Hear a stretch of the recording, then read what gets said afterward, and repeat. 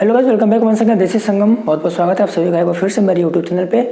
So friends, आज के इस वीडियो में डिस्कस करने वाले हैं आर्टिकल टॉपिक को कि आर्टिकल क्या होता है, आर्टिकल के कौन कौन से टाइप्स होते हैं और कैसे हम ये समझ पाएंगे कि कौन से आर्टिकल का यूज कब किया जाता है, यानी कि ए का यूज कब करते हैं, एन का यूज कब करते हैं और द का यूज कब किया जाता है। आर्टिकल कितने टाइप्स के होते हैं? दो। पहले को बोलते हैं इनडेफिनिट आर्टिकल एंड सेकंड को बोलते हैं डेफिनिट आर्टिकल। तो जहाँ पे फर्स्ट वाला है इनडेफिनिट आर्टिकल, ये दो इसमें आते हैं। पहला वाला कौन सा हो गया? ए, और दूसरा हो गया एन। तो इनडेफिनिट आर्टिकल में दो आते हैं, डेफिनिट आर्टिकल में द आता है, एक आता है। ठीक है, तो आप देखेंगे तो मेन रूप से हम बातें करेंगे ए, एन और द के बारे में। आर्टिकल टॉपिक में क्या पढ़ने वाले हैं? ए, एन और द का यूज कहाँ करते हैं, किस प्रकार से हम ये समझ में आ सकता है। तो देखो, इनडेफिनिट आर्टिकल आपसे पूछेगा बताओ इनडेफिनिट आर्टिकल में कौन कौन आते हैं, तो आप बताओगे सर ए और एन आते हैं। जब बात आएगी डेफिनिट आर्टिकल की, तो डेफिनिट आर्टिकल में कौन आते हैं? सिर्फ द आता है। ठीक है, अब बात करेंगे कि इनडेफिनिट आर्टिकल जो ए और एन है, इनका यूज हम कहाँ पे करेंगे। तो ध्यान दीजिए, ए और एन का यूज जो आप करोगे वो सिंगुलर काउंटेबल नाउन्स के साथ आपको करना है।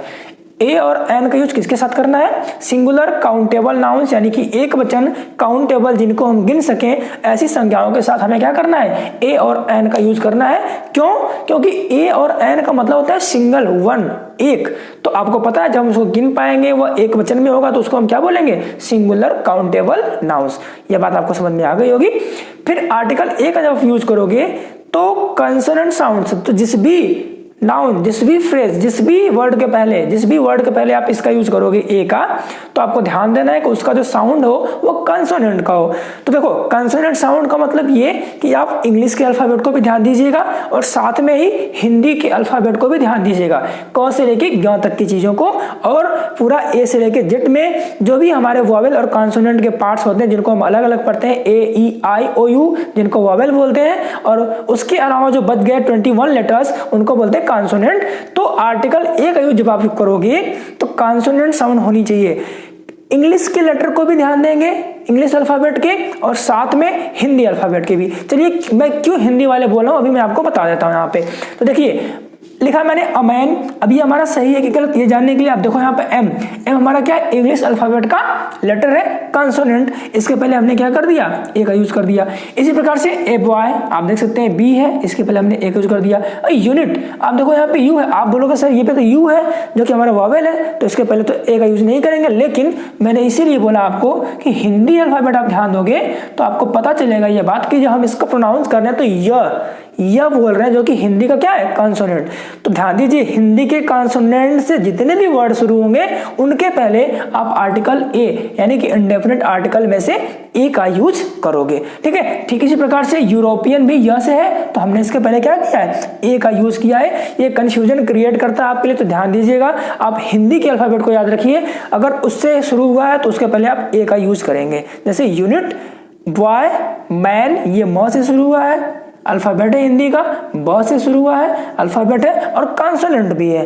तो कॉन्सोनेंट अगर हिंदी अल्फाबेट के कोई आए शब्द जिससे शुरुआत उसकी हुई हो तो उसके पहले आप ए का ही यूज करिएगा।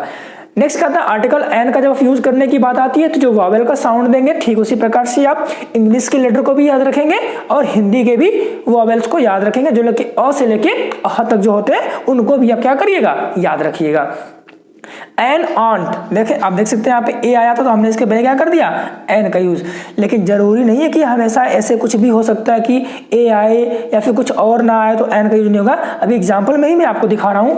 एन, एग, ई था हमारा वॉवेल है इंग्लिश का, तो चलेगा, एन का यूज किया हमने। ऑक्स भी सेम है, अम्ब्रेला भी सेम है, लेकिन देखो यहाँ भी तो यू था, यहाँ भी तो यू था, लेकिन इन दोनों यू में क्या डिफरेंस हुआ है कि हिंदी में जब हमने इसका उच्चारण किया, प्रोनाउंस किया, तो ये अम्ब्रेला अ से हुआ, इसलिए हमने इसके पहले एन का यूज किया। लेकिन ये जो यू था इसका य से हुआ, जो कि कॉन्सोनेंट था हिंदी का, इसलिए इसके पहले ए का। तो कॉन्सोनेंट का साउंड आएगा ए का यूज करेंगे, वोवेल का साउंड आएगा तो एन का यूज करेंगे।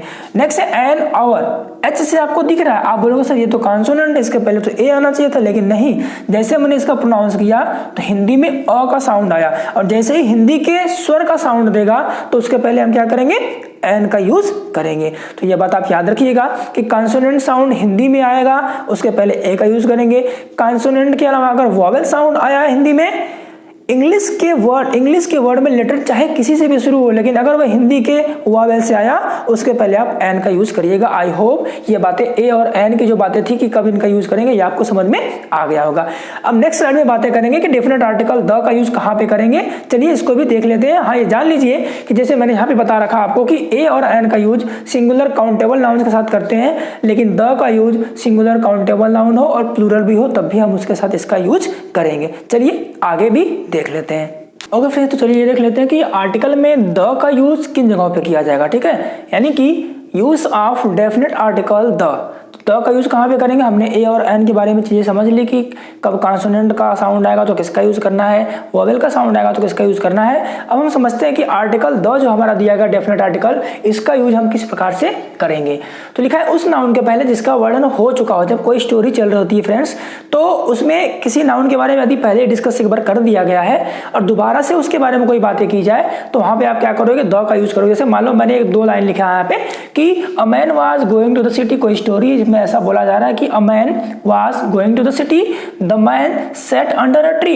यानी कि यहाँ पे अ मैन जो था इसके बारे में एक बार बातें कर दी गई थी, जो हमारे यहाँ पे नाउन था इसके बारे में एक बार बातें कर दी गई थी। तो जब उसी स्टोरी में दोबारा अगले सेंटेंस में उसका यूज किया जाएगा तो उसी मैन से पहले हम क्या लगाएंगे, डेफिनेट आर्टिकल द, बिकॉज ये हमारा जो मैन था वो अब क्या बन चुका है, डेफिनेट, यानी कि निश्चित बन चुका है कि इसके बारे में हमने एक बार बातें कर ली है। वही आदमी जो था वह क्या हुआ, सेट अंडर अ ट्री, पेड़ के नीचे बैठा। ठीक है, नेक्स्ट देखते हैं पॉइंट, किसी नाउन का अर्थ सीमित करने के लिए। इसका मतलब ये होता है कि जब आपको लिमिटेड कर देना हो किसी चीज का अर्थ की सिर्फ वही चीजें जो मैं बोलने जा रहा हूं। जैसे एग्जांपल समझ लीजिए आप कि the flower on my table is red. The flower, वह फूल जो मेरे टेबल पे है वह कैसा है, लाल है। सब फूलों की बातें नहीं की गई, सारे फूल लाल नहीं है, लेकिन the flower on my table is red, वह फूल जो मेरे टेबल पे है। तो अब उसके अर्थ को सीमित कर दिया गया। फूल तो बहुत होंगे बट अर्थ सीमित करने का मतलब ये कि सिर्फ उन फूलों की बातें की जा रही हैं जो उसके टेबल पर है। आई होप ये आप समझ गए होंगे। The flower on my table is red, यानी कि जब किसी नाउन के अर्थ को सीमित करना हो, लिमिटेड कर देना हो, वहां पे आप किसका यूज करोगे, डेफिनेट आर्टिकल द। उसको निश्चित बना दोगे कि उस फ्लावर की बात मैं कर रहा हूं जो मेरे टेबल पे रखा हुआ है। नेक्स्ट है नदी, पहाड़, झरना, सागर, महाद्वीपों से पहले हम द का यूज करते हैं, डेफिनेट आर्टिकल द का यूज करते हैं। और ये भी आप ध्यान दीजिएगा कि जो इकलौती चीजें होती हैं, जो कैसी चीजें होती हैं, तो इकलौती चीजें होती हैं, सिंगल होती है, उनके जैसा कोई दूसरा होता नहीं है, उनके लिए भी हम आर्टिकल द का यूज करते हैं। मैंने यहाँ पे लिखा नहीं पॉइंट, बट आप ये ध्यान दीजिएगा कि जो भी सिंगल चीजें होती है, इकलौती चीजें होती है, उनके पहले आप क्या करते हो, आर्टिकल द का यूज करोगे। जैसे the earth, the sun, the moon, तो इनके पहले भी हम आर्टिकल द का यूज करेंगे, इसे आप ध्यान दीजिएगा। तो द गंगा नदी का नाम है, इसके पहले हमने क्या कर दिया, द गंगा, द यमुना। ठीक है, उसी प्रकार द हिमालयास, द अटलांटिक। तो ये पॉइंट तो आप बार बार सुनते भी आते हैं कि नदी, झरने, पहाड़, सागर, इनसे पहले आर्टिकल द का यूज किया जाता है, तो ये आपको अवश्य याद होगा। एडजेक्टिव की सुपरलेटिव डिग्रीज में जब आप पढ़ते हो डिग्रीज से पॉजिटिव डिग्री, कंपैरेटिव डिग्री और सुपरलेटिव डिग्री की बातें की जाती हैं, तो जब भी सुपरलेटिव डिग्री की बात की जाती है तो आर्टिकल द का यूज वहां पे किया जाता है। एग्जाम्पल से समझ लेते हैं, Mohan is the best boy in the class. ठीक है, देखो यहाँ पे आप क्या कर सकते हो, यहाँ पे देख सकते हो कि सुपरलेटिव डिग्री जो यहाँ पे बेस्ट बना हुआ है, good, better, best. Positive degree क्या होती है, गुड। कंपैरेटिव डिग्री क्या होती है, बेटर। एंड सुपरलेटिव डिग्री क्या होती है, बेस्ट। तो बेस्ट से पहले आर्टिकल द का यूज किया जाएगा, यानी कि सुपरलेटिव डिग्री में भी इस आर्टिकल द का यूज किया जाता है। नेक्स्ट है प्रॉपर नाउन को कॉमन नाउन की तरह जब यूज करें, यानी कि जब कोई प्रॉपर नाउन वाला ऐसा नाम हो जिसको हम as a common noun use करें। जैसे एग्जाम्पल है, Kalidas is the Shakespeare of India, यानी जो कालिदास हैं वो भारत के किसकी तरह, शेक्सपियर की तरह है। तो इस शेक्सपियर एक व्यक्ति है, प्रॉपर नाउन तो है, बट इनका तुलना की जा रही है क्योंकि जितने फेमस हुआ थे उसी प्रकार से कालिदास हमारे इंडिया में फेमस थे। ठीक है, तो इनकी तुलना कर दी गई है इनसे, उनको माना जा रहा है कि वो उनकी तरह है। तो इस प्रॉपर नाउन को हमने कॉमन नाउन की तरह यूज किया कि शेक्सपियर की क्राइटेरिया में, शेक्सपियर की कैटेगरी में ये आ रहा है क्योंकि उनकी तरह ये भी फेमस है, तो इसे कॉमन नाउन की तरह हमने यूज कर लिया, इसलिए इसके पहले आर्टिकल द का यूज किया गया है। ये कंडीशंस है जहां पे हम द का यूज करते हैं। अभी भी आपको कंफ्यूजन हो रहा होगा क्योंकि ओमिशन ऑफ आर्टिकल, जैसा कि आप यहाँ पे देख पा रहे हो कि किन जगहों पे आर्टिकल का यूज नहीं करेंगे, कहां से उसको हटा दिया जाएगा।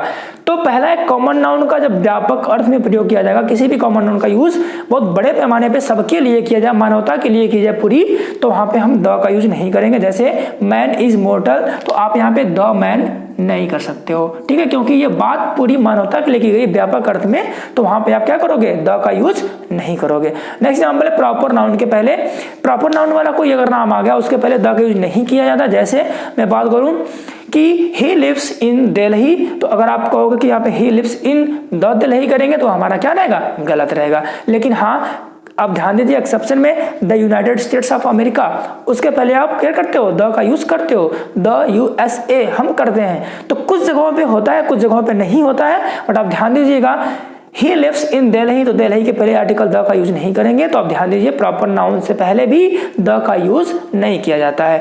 नेक्स्ट एग्जांपल एक और है, Tulsidas was a great poet, the Tulsidas नहीं कर सकते, ठीक है, द तुलसीदास, क्योंकि प्रॉपर नाउन से पहले द का यूज करोगे तो वो नहीं सही है, वो गलत है, तो द तुलसीदास नहीं करेंगे, Tulsidas was a great poet. Next है मटेरियल नाउन के पहले भी आप आर्टिकल द का यूज नहीं करोगे। My ring is made of gold, यहाँ पे नॉट ऐसा नहीं है कि द गोल्ड किया गया है, ठीक है, my ring is made of gold. ये भी ध्यान दीजिए कि मेड ऑफ मतलब होता है कि किसी चीज से अगर बना हुआ कोई चीज है तो वहां पे मेड ऑफ का यूज करते हैं। तो आई होप आज की क्लास आपको अच्छी लगी होगी। यदि आपको आर्टिकल ए एन और द को समझने में थोड़ी भी हेल्प मिली है तो प्लीज वीडियो को लाइक करिएगा और कमेंट के माध्यम से बताइए कि आपको वीडियो कैसी लगी। थैंक यू सो मच, मिलते हैं नेक्स्ट वीडियो में। जय हिंद।